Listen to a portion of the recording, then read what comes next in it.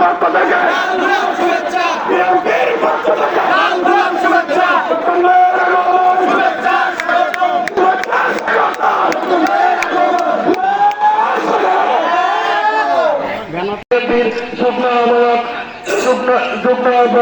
রশিদ ভুইয়া জনাব রশিদ ভুইয়া আমাদের মাঝে আরো উপস্থিত আছেন দক্ষিণখান থানা বিএনপির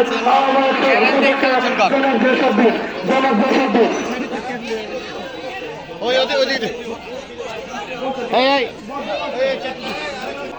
মার্টিন মসজিদ এলাকার কৃতি সন্তান আমার শ্রদ্ধেয় বড় ভাই বিশিষ্ট ব্যবসায়ী জনাব ফারুক আহমেদ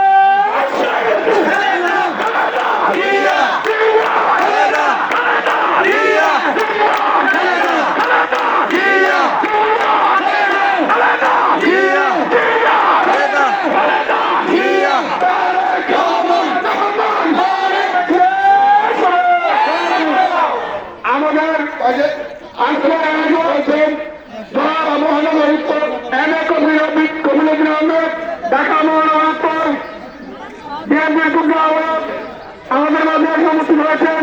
আমরা গতকালের মাধ্যমে সবাই আমাকে স্বাগত জানাই। আজকে অসংখ্য বক্তব্য শেষ করছি যে 18 বছরে আমরা কোনো জায়গায় দাঁড়াতে পারি নাই, কেউ কোনো ব্যক্তি ঘরে থাকতে পারি নাই, কে কোন সরকার দিয়ে কে লক্ষ্য পুলিশ আছে। আমরা ঘরের বাইরে রাজপথ থেকে আন্দোলন করেছি। সেই আন্দোলনের মধ্য দিয়ে ছাত্র জনতার আন্দোলনের মধ্য দিয়ে আজকে অনেক শহীদ প্রশ্নের বিনিময়ে আমরা স্বাধীনতা ফিরে পেয়েছি। আজকের এই শীত বছরের মধ্য দিয়ে আমরা স্মরণ করতে চাই এবং বিরোধী আনতে চাই। আজকে প্রতিটি অঞ্চলে অঞ্চলে আমরা করছি এবং মনে জননেতা জনাব এম কফিলউদ্দিন আহমেদ,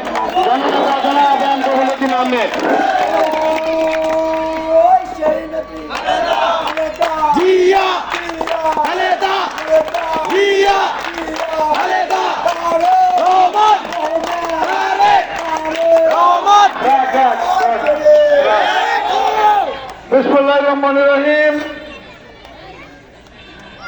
আজকে মৌসার চালাবন এলাকায় সামান্য শীতবস্ত্র বিতরণ অনুষ্ঠানের সম্মানিত সভাপতি আমাদের মাঝে উপস্থিত আছেন। আজকের অনুষ্ঠানের প্রধান অতিথি ঢাকা মহানগর বিএনপির অন্যতম সদস্য সচিব, আমার সহযোদ্ধা বন্ধু জনাব হাজী মোস্তফা জামান। আমাদের মাঝে উপস্থিত আছেন ঢাকা মহানগরী বিএনপির আহ্বায়ক কমিটির অন্যতম সদস্য। আপনাদের আমাদের বিশেষ করে আমার বড় ভাই জনাব মোতালেব হোসেন রতন। আমাদের মাঝে উপস্থিত আছেন দক্ষিণখান থানা বিএনপির যুগ্ম আহ্বায়ক জনাব কামরুল হাসান আকরাম। আমাদের মাঝে উপস্থিত আছেন উত্তরখান থানা বিএনপির যুগ্ম আহ্বায়ক জনাব আব্দুর রশিদ ভুইয়া। আমাদের মাঝে উপস্থিত আছেন আজকে তিনি এই অনুষ্ঠানে অনেক কষ্ট করেছেন জনাব আমার আরেক ছোট ভাই জনাব শফিউল, শ্রমিক দলের সাধারণ সম্পাদক সুরজ। আমাদের মাঝে উপস্থিত আছেন উত্তরখান থানা পূর্বতলের যুগ্ম আহ্বায়ক জনাব শরীফ, আমাদের সাবেক ছাত্র নেতা জনাব আবুল খান, আমাদের মঞ্জু, আমাদের গিয়াস আউয়াল সহ আমাদের জাহিদ মাস্টার এবং সেলিম, অনেকের নাম জনাব মতিন সহ আমার প্রিয় এলাকাবাসী, আমার মা বোনেরা, সর্বপ্রথমে জানাচ্ছি আপনাদেরকে আন্তরিক অভিনন্দন, রক্তিম শুভেচ্ছা। আসলে বক্তৃতা দিতে চাই না, আপনাদের উদ্দেশ্যে দুই একটি কথা বলে আমি আমার বক্তব্য শেষ করব। প্রিয় মা বোনেরা, প্রিয় ভাইয়ের আমার, এই 17 বছরে আপনাদেরকে এমনি ভাবে আপনাদেরকে ডাক দিয়ে কোন শীতবস্ত্র ঈদ উপহার সামগ্রী কেউ দিয়েছিল বলে এলাকায়? একটু জোরে বলেন, কি ছিল? আচ্ছা, বিএনপি কি ক্ষমতা আছে? ক্ষমতা আসে নাই। তারপরে কি শুরু হয়েছে দেখেন, আমাদের প্রিয় নেত্রী দেশনেত্রী বেগম খালেদা জিয়ার নির্দেশ, আমাদের পার্টির ভারপ্রাপ্ত চেয়ারম্যান জনাব তারেক রহমানের নির্দেশ, আমরা ক্ষমতায় আসছি না আসি, আমরা এই দেশের মানুষের পাশে থাকবো, আমরা এই দেশে গরিব অসহায় মানুষের পাশে দাঁড়াবো। এটা কে নির্দেশ দিয়েছে?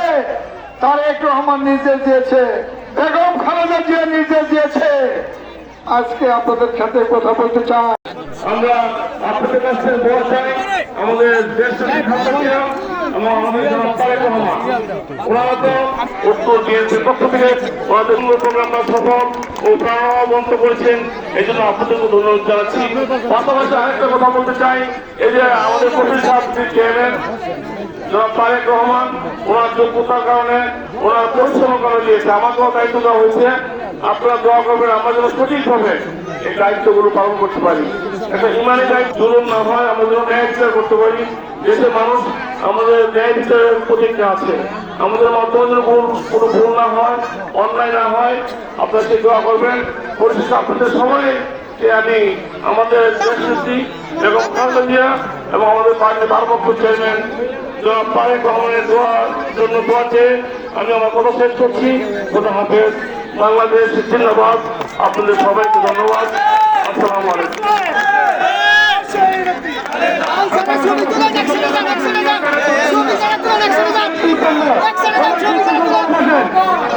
কেউ ছেড়ে তুলবেন না,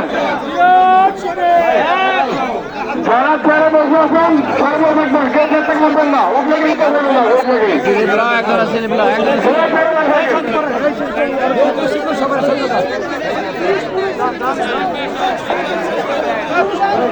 আপনার তাদেরকে খেয়ে দিয়েছি, সময় কম পাবেন, গোটা জায়গা সবাই বসে থাকেন।